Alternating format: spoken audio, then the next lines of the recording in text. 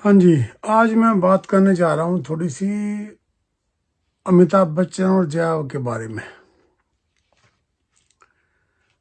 काफ़ी चर्चा में रहे 2-3 दिन लगातार, जब वो जया बच्चन ने राज्यसभा में फिल्म इंडस्ट्री के बारे में बोला कि जिस थाली में खाओ उसी थाली में छेद करो। ये तो आपको ज़्यादा पता होना चाहिए इस मामले में। तो जब आपकी एबीसी कंपनी डूब गई थी, बैंकरप्सी फाइल कर दी थी उस कंपनी ने, तो आपको उभारने वाला था अमर सिंह। पूरा हिंदुस्तान बाकी भारत तक जानते हैं। अच्छा जी, उसने आपकी पूरी हेल्प करी, अमर सिंह ने। और अमर सिंह ने ही जया बच्चन को विधानसभा में जाने का रास्ता बताया और दिया। जब अमर सिंह की डेथ हो गई, वो चले गए, स्वर्गवास हो गया उनका, तो अमित जी से इतना भी नहीं बना कि कम से कम एक शोक व्यक्त कर देते उसके उनके बारे में। खैर, ये तो क्या शोक व्यक्त करेंगे अमित जी, तो मैं मतलब काफ़ी बड़े स्टार हैं, अच्छे हैं, लेकिन मैं कोई अपशब्द नहीं बोलूँगा उनके बारे में। लेकिन आपको मैं याद दिलाऊंगा एक बात। आपको याद है जब आप जूहू की बेंच पे सोया करते थे बाहर? याद होगा 100%, बोले नहीं होंगे आप। उस बेंच पर आकर के एक बार महमूद साहब, कॉमेडियन, वो जा रहे थे सुबह मॉर्निंग में, आपको उठाया, वहां से पूछा कौन हो क्या हो। उन्होंने कहा जी ऐसे ऐसे बात है, मैं स्ट्रगलिंग एक्टर हूँ।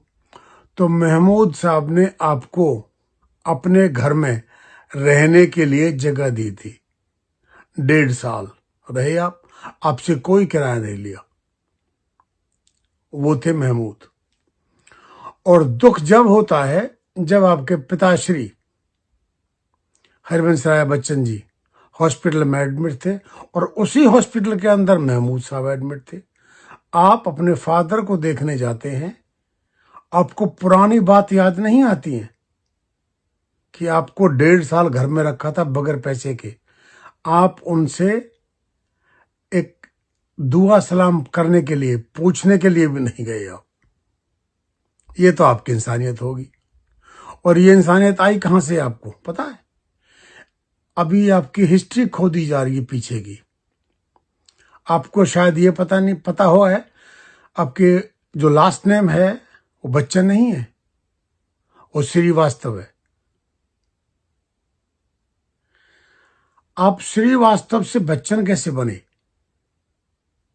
पहली बात, ये बड़ी हिस्ट्री, थोड़ी पीछे की हिस्ट्री है, मैं ज्यादा नहीं खोदूंगा उसको। लेकिन मैं आपसे सवाल पूछ रहा हूं कि आप श्रीवास्तव आपका जब लास्ट नेम है, तो बच्चन कैसे बन गए आप?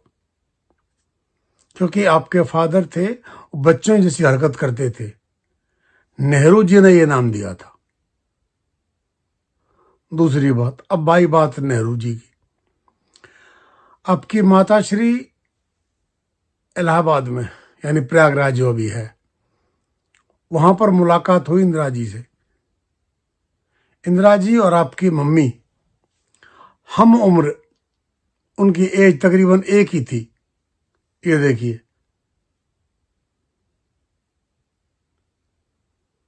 दोनों एक ही एज की थी। तो उनसे मुलाकात हुई, हेलो हाय हुई। फिर इंदिरा जी ने कहा कि आप घर पे आइए, चाय पानी पीजिए, आके आइए। बुला लिया, आ गई। तो वहीं आपके, अब मैं नाम नहीं बोलूंगा, लेकिन अब समझ जाओगे सारी कहानी। वहीं पर जवाहरलाल नेहरू जी थे। और नेहरू जी आपको पता है कितने दिल फेंक इंसान थे। धीरे धीरे धीरे धीरे मुलाकात बढ़ने लगी।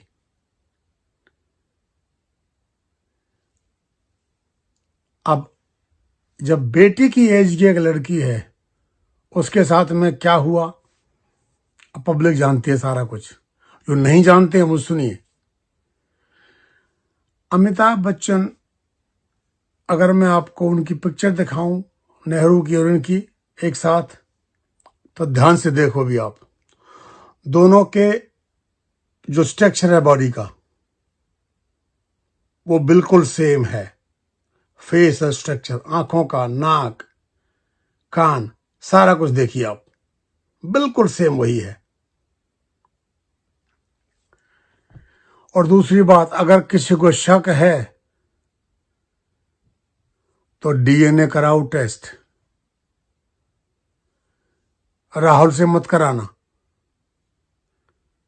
प्रियंका से कराओ, वरुण गांधी जो संजय गांधी का बेटा है उससे कराओ, 100% मिलेगा। अभी नेहरू जी का डीएनए आर्काइव के अंदर रखा हुआ है, मौजूद है, वरना इनसे करा लो, पता लग जाएगा आप।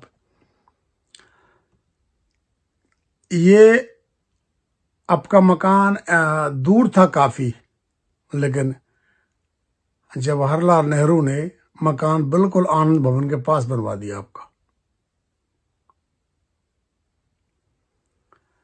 3-4 महीने की आपकी मदर प्रेग्नेंट थी, तो उनको किसने किया प्रेग्नेंट ये तो खैर ऊपर वाला ही जाने, लेकिन जो मैं आपको आइडिया दे रहा हूं वही इतना ही बता रहा हूं। फिर हरिवंश राय बच्चन से शादी करा दी, हरिवंश राय श्रीवास्तव, बाद में बच्चन बने वो। शादी करा दी, बाद में हरिवंश राय बच्चन को राष्ट्रीय कवि बना दिया। अच्छा किया, ठीक है, मैं ज़्यादा उसमें डिटेल में नहीं जाऊंगा, लेकिन जो मुझे अंदाज़ा है, जो मुझे आइडिया है और जो मुझे पता है, सब कुछ आजकल गूगल के ऊपर खुला हुआ ओपन है, देख लीजिए। तो और दूसरा, जो जया बच्चन है, जया बच्चन के पिताजी जो वो सरदार थे, सरदार खजान सिंह, उत्तर प्रदेश में अवध थी, ब्रिटिश टाइम के टाइम में अवध था, उसके वहां के रहने वाले थे। दोनों में, यानी कि नाना के साइड में और दादा के साइड में, एक भी आदमी 6 फुट का नहीं था। सभी की हाइट 5'8", 5'9", 5'6", 5'7" के ऊपर थी। हरिवंश राय बच्चन की हाइट भी 5'6" ही थी। मम्मी तेजी बच्चन की हाइट 5'4" थी। तो अमिताभ बच्चन की हाइट 6'2" कैसे हो गई? लॉजिक सोचिए। जवाहरलाल नेहरू की हाइट 6'2" थी।